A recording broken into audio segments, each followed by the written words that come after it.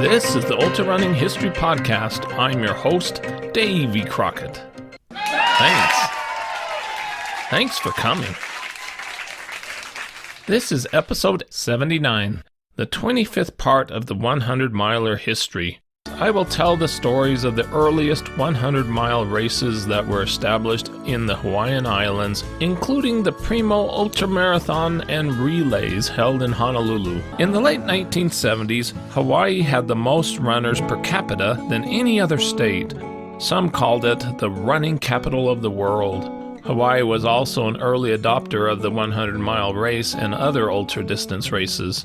Hawaii's first 100-milers grew out of ultra-distance relays and shorter ultras, the Primo Ultramarathon and Relays. Running on the islands exploded. This popularity did not happen by chance. It came about because of the many key individuals who devoted much of their lives to make distance running races available to the general public in Hawaii. To have an appreciation of the first 100-milers established in Hawaii, one must first learn about the rich running history that evolved there over the years.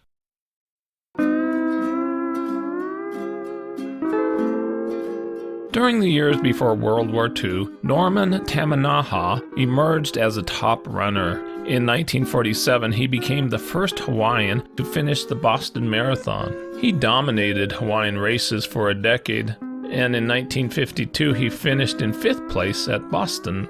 He achieved great fame on the islands, organized many races, was a longtime high school track coach, and became known as the father of distance running in Hawaii.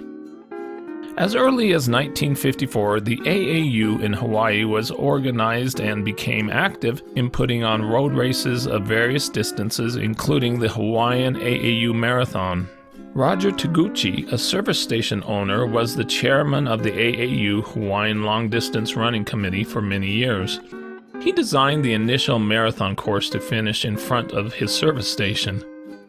Johnny Farber was a legendary runner in Hawaii. He won the 1967 Hawaii Marathon and recalled, "I was the only one to finish in 67. We got started at 8 a.m. and it was really hot by the time we got out to Hawaii Kai. There were 6 or 7 guys running, but they all dropped out. We didn't have any water stops or any of that stuff then." The original Hawaii Marathon was run on Oahu until 1971 when it moved to Maui. The Honolulu Marathon was then established in 1973. Kapaolani Park in Honolulu on the east end of Waikiki became the centerpiece for Hawaiian running. It is one of the oldest public parks in Hawaii. Kapaolani Park is a real feature of Honolulu, and we are very fortunate that it got created because it's in a really optimum location right at the base of Diamond Head, and it means that there's a large open space connected or very close to Waikiki, which is a very densely urbanized area now. And it also is nice because it preserves the view of Diamond Head. Well, Kapaolani Park was created during the reign of King Kalakaua, which was from 1874 to 1891, and it is named after his wife, who was Queen Kapaolani. The 2-mile circumference became a very common place to run, with views of the ocean and Diamond Head. Over the years, the park was the starting and finish lines for many races. The Mid-Pacific Roadrunners Club was founded in 1962 in Honolulu and grew to be Hawaii's largest running club. The club was established to promote long-distance running and organize many races and club runs as running interest grew. The club was very successful, and Kapaolani Park was the home base for many of the club's running events. Hawaii became the home of several large and very long relay events attracting runners of all ages. In 1968, the club organized an annual 140-mile Oahu perimeter relay for 7-member teams, similar to modern-day Ragnar relays. A race promotional announcement included, "This unique athletic event will try the stamina of any man and is an opportunity to have an experience which may be unique in your lifetime." Yay. Where's our runner? Arnie! Never again. I'll see you tomorrow, Arnie. All right, Debbie! Good luck. 4, 3, 2, 1. In 1970, the winning team of the Windward Athletic Club finished in 12 hours 39 minutes, and they continued their winning ways for several years. By 1975, the event grew to 70 teams. That year, the record was lowered to 12 hours 11 minutes by the University of Hawaii Chargers. In 1976, at the awards ceremony held at the Primo Brewery, an historic discussion occurred. After a few beers, several runners discussed the 3 grueling endurance events held in Hawaii. John Collins commented that it would really be something if a person could do all 3 of the major endurance swimming, biking, and running events held in Hawaii in one day. He said that a person would truly be an Ironman. Everyone laughed as if he was nuts. The Ironman became a reality in 1978 when the Around the Island Triathlon was founded by Collins. We're going to do the Waikiki Rough Water Swim, 2.4 miles. We'll start off on the Round the Island bike race, 115 miles. We'll knock 3 miles off of it, because that puts us at Aloha Tower, the starting spot for the Honolulu Marathon. About 140 miles, we're going to do it all in one day.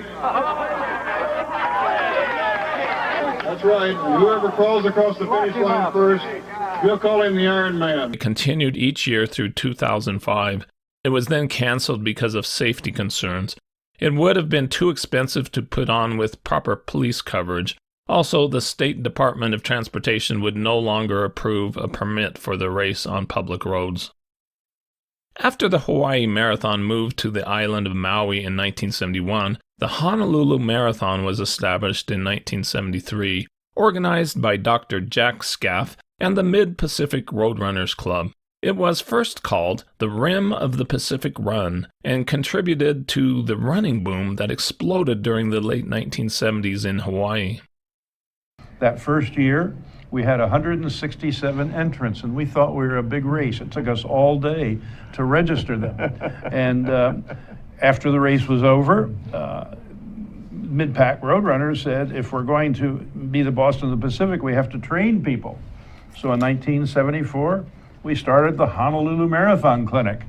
4,000 runners. They had to shut the streets, bigger than the marathon was for about 10 years. In January 1976, Scaff announced that a Primo 50-mile fun run event would be held on Valentine's Day 1976. The event was sponsored by Primo Brewing Company. It's #1, no ka-oi. We're drinking the beer. Have no fear, cause the Primo is here. They said we drinking a drink all day, and yes, we drinking a drink all night. Yes, everyone's here, and the party is right. This unique road running event gives novice and veteran distance runners a chance to participate in either a 10-person 40-mile relay team, covering 4 miles, or marathon runners covering the entire 50 miles. Refreshments will be served. The entry fee was $1. The course used was a 4-mile road loop in Hawaii Kai on the eastern tip of Oahu. An exceptionally large group of 107 solo 50-mile runners started in staggered 1-hour stages in the evening, and the relays started the next morning at 4 a.m. Unfortunately, the inaugural race had terrible weather, cold winds and rain. Winds gusted to 50 miles per hour, smashing plate glass windows, toppling trees, and churning debris in the streets. Of the 107 solo 50-mile starters, only 34 finished. Tom Bishop of the Marines won the 50-miler in 7 hours 44 minutes. Mary Alec Best was the first woman with 10 hours 10 minutes. Seen and heard during the race: Runners soaking their tootsies in the rec center pool before returning to the course. Friends shouting encouragement from the sidelines in sleeping bags. The runners' cries heard through the night, looking good, looking good. Just an average Saturday night for an island on the run.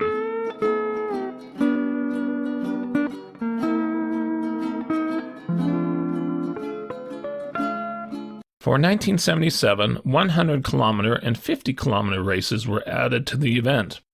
Frank Bozanich, a Marine captain from San Diego, was the favorite in the 100K. He was the current holder of the American 50-mile record. He was impressed by Hawaii's running community. Hawaii is so outdoor-oriented. Everybody would rather be a participant than a spectator. The races started on May 28, 1977. The locals were warned. If you are driving around Hawaii Kai area tonight, those aren't residents answering a tidal wave warning you are seeing on the street. There was a total of about 1,400 runners involved, including 100 Ultrarunners in the solo events. It was proclaimed that Hawaii was the running capital of the world. Runners, are you ready? All together. 10, 9, 8, 7, 6, 5, 4, 3, 2, 1, go! The event captivated Honolulu. A swarm of mostly everyday people massed along Hawaii Kai Drive for the spirited team relay event. With free-flowing beer and soft drinks, it seemed more like a street party. A surprised police officer directing traffic commented, "We really didn't expect anything like this." Bozanic won the 100K in 7 hours, 14 minutes. In 1978, the Primo Ultramarathon and Relays continued to grow with an expected 4,600 entrants, which made it the largest participant sport event ever in the state. A 100-mile event was added with 6 entrants. Who were the entrants in this historic race? Max Telford, aged 42, grew up in Scotland, then moved to New Zealand. His early running career is covered in episode 69. In the 1970s, he went to Hawaii and made a significant impact on establishing ultrarunning there. Telford was a legitimate elite ultrarunner who sought out amazing running adventures to be the first or fastest. He accomplished many successful solo stunts and self-promotions. In October 1976, Telford flew to Hawaii to run the Oahu Perimeter Relay course solo. Avis sponsored him, and he ran around the island 134 miles in 21 hours. In 1977, Telford ran 186 miles on Maui in 31 hours 33 minutes and set a world's fastest known time for a road 300 kilometers. As plans were put into place to add a 100-miler to the 1978 Primo event, it was highly publicized that Telford would be running in Hawaii's first 100-miler. Paul Ryan, age 32, became a legendary Hawaiian ultrarunner. He attended college at Stanford in California, where he took up distance running during his senior year. He explained, "A friend of mine at school just finished the Boston Marathon and he talked me into taking up the sport. It seemed like a good way to get exercise inexpensively." After college, he went to the Big Island of Hawaii in 1971, where he worked as a high school teacher and basketball coach at Hawaii Preparatory Academy. He said, "In the 2 years of coaching, we won only 3 games. The school was going to make me the volleyball coach as well, but they changed their mind when they learned that I had never played the game." In 1974, he started to attend medical school at Hawaii School of Medicine on Oahu. He hoped to get a medical degree and practice in underserved areas of Hawaii. That year, he also began competing in running races in the area from 1 mile to a marathon, placing high. After seeing so many patients with diseases of civilization, heart attacks, strokes, cancer, plus others, it made a believer out of me regarding the importance of maintaining good health. Ryan's best marathon time was a respectable 2 hours 52 minutes, but he soon learned that he did much better in the ultra distances. In 1977, he placed second at the Primo 50-miler in 6 hours 52 minutes. Ryan worked at improving his health and became a vegetarian. His weight went down and his running performance improved. He prepared for the 1978 100-mile race by running about 120 to 130 miles a week during the previous 2 months.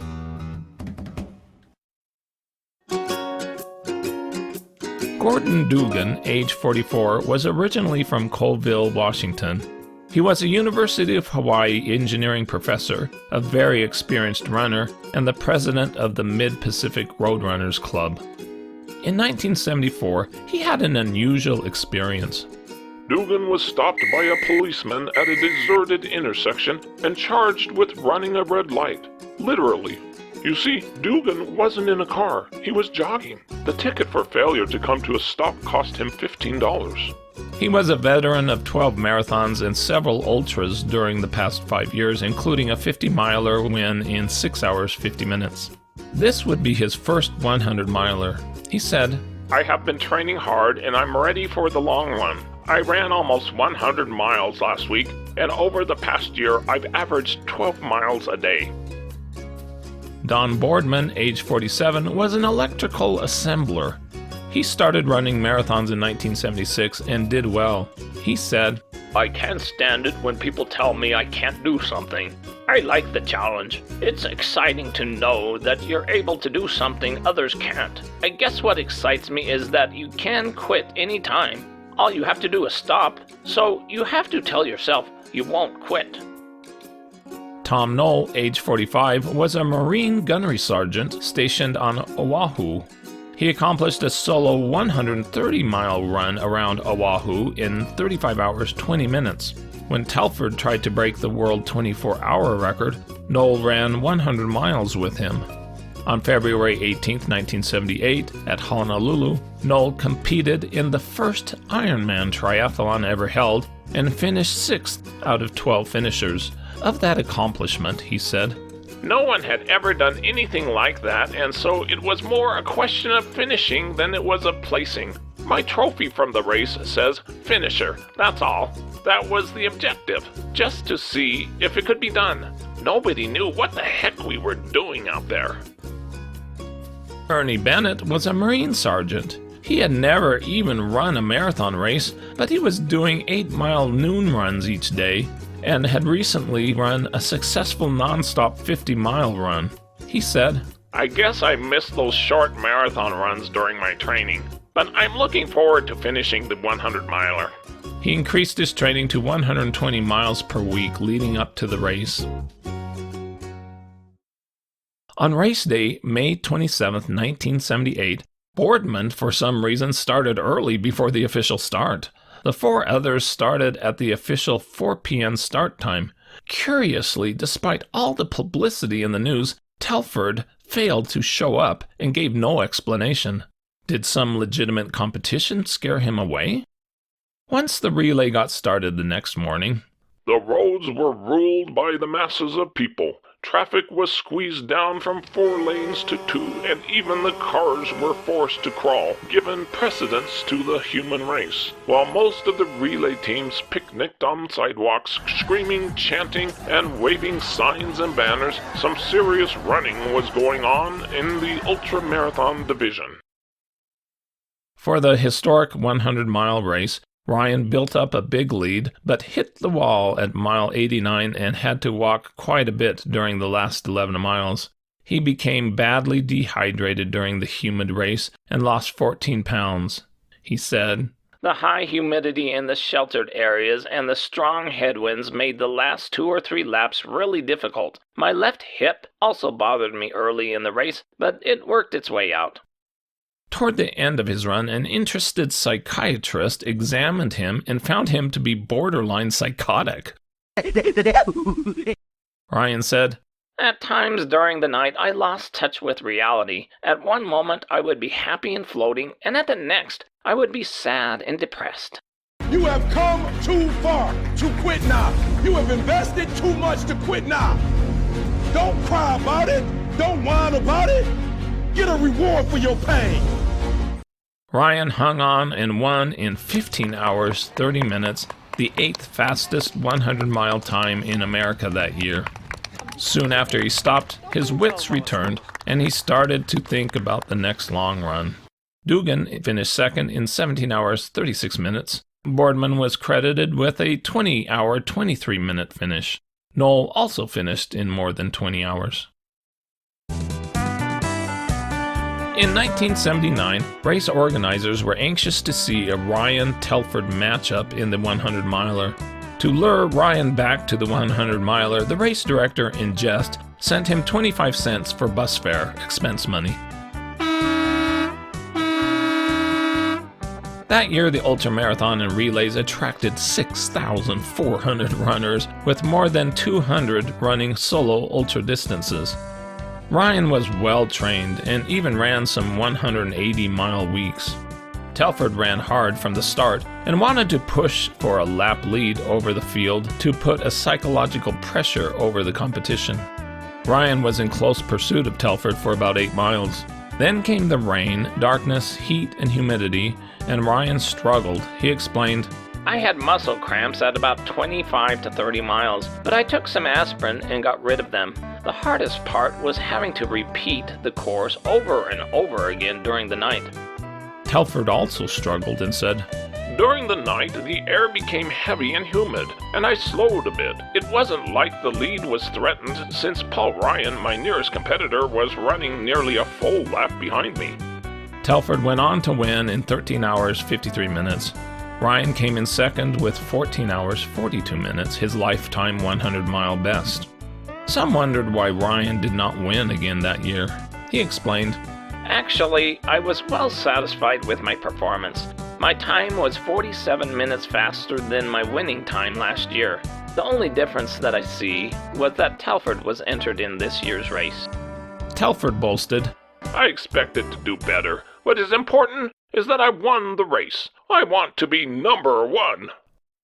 I am the champion, my friend. Ryan later explained what it was like to run 100 miles. Everything becomes painful. Every muscle in your body hurts, not just your legs. Your stomach, your back, your chest, your arms, everything's stiff and sore. You might have blisters or knee or hip or arch or ankle problems. Your joints are all aching and you become depressed. You're approaching the boundaries of sanity. You get mad at little things. You say nasty things to people. Everything is mass, self-inflicted punishment in the name of the sport. Anyone can do this. The hardest part is to condition the mind to continue. Telford had worked hard to do well. I do it because I'm good at it, and I'm fairly ambitious. I'm thinking about running 100 miles even when I'm on a 10-mile training run. Conditioning yourself psychologically is over 50% of it, and you've got to have that knack for an ultramarathon. In 1980, Max Telford won the 100-miler again with a time of 15 hours 15 minutes. Ryan chose to run the 100K that year. Telford built up a 4-mile lap lead over the 100-mile field by 16 miles and cruised to the win, but not as fast as his win in 1979. He explained why he ran slower than the previous year. The weather conditions were just too bad for any kind of good performance. We had a torrential downpour between 8 and 11 p.m., and it was awfully humid the rest of the time. The rain caused some pretty bad blisters on my feet, but probably the worst part of it was the lack of competition. It's hard to push yourself, and it gets pretty boring when it's not competitive. Ryan and Dugan battled hard against each other in the 100K, but decided to run the last few laps together. They tied for the win. In 1981, the event was renamed to the Hawaii Festival of Running. It was Ryan's turn to win without serious competition among a field of 12 100-mile starters. He said, You need competition in order to keep your concentration going and to keep pushing. I took the lead around 28 miles, and by 60 miles the competition had disappeared. It really makes a difference when you don't have anyone there to force the pace. He finished in 16 hours 13 minutes in hot and muggy conditions. At the finish, he said, My thighs and legs are a little stiff and not ready to run another 100 miles, but mentally I feel good and ready to run again. In 1982, Telford won again with 15 hours 36 minutes, and in 1983 it was Ryan's turn again to win it in 16 hours 49 minutes. By 1984, interest in the 100-miler and the other ultras started to dwindle, and Telford DNF'd the 100-miler. There were just 2 finishers, with a woman runner, Noelle Murchie, as the overall winner with 20 hours 37 minutes. In 1985, the solo ultra events were discontinued. The event was only a 32-mile relay. The Hawaii Festival of Running was discontinued in 1986 because of difficulties obtaining liability insurance. Later in the 1980s, the Hawaiian Ultrarunning team, HURT, was established, including runners who mostly ran on trails.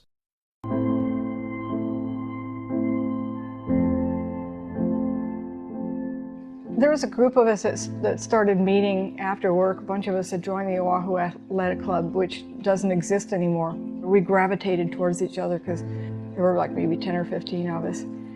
We just ran as a group for a while. We were out running one day and we were talking about some of the other clubs that were on the mainland, and some of them had acronyms and interesting names, and we were trying to think of, what we could name our group. Between John and I think I came up with the acronym one day and it kind of stuck. The club became responsible for most of the ultras since the late 1980s. But no formal 100-mile race was held in Hawaii for 17 years. HURT 100 was established in 2001 with 8 finishers.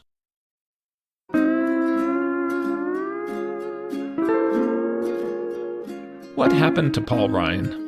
Ryan stayed active in the running community during the 1980s. In 1981, he co-authored a book with marathon runner Noel Murchie. It was entitled Hawaii, A Runner's Guide. In 1983, Ryan traveled to California and ran in western states, finishing in 20 hours, 35 minutes. In 1987, Ryan dropped off the ultrarunning radar. What happened to Max Telford? In 1979, Telford moved from New Zealand to Hawaii to take advantage of his fame there. He started promoting a line of running clothes and athletic equipment. He also became a professional running coach. He was also hired by Air New Zealand to do public relations, and he was trying to organize adventure runs with the airline, hoping to take groups to run with Max in places like the Grand Canyon and Death Valley. The idea fizzled. Telford continued for the next decade to do creative journey runs, accomplishing many mountain firsts, ran in a few rural races, and successfully cashed in on his fame with some good publicity management help. By 2016, he said that he had run more than 180,000 lifetime miles. In 2021, Max Telford was 85 and living in the Philippines, where he owned 6 hairdressing salons. Stay tuned for more 100-mile history. With that, this is Davy Crockett, and this is the Ultra Running History Podcast. I hope you run fast and far, enjoy life, get outdoors, and most of all, stay safe and don't take unnecessary chances.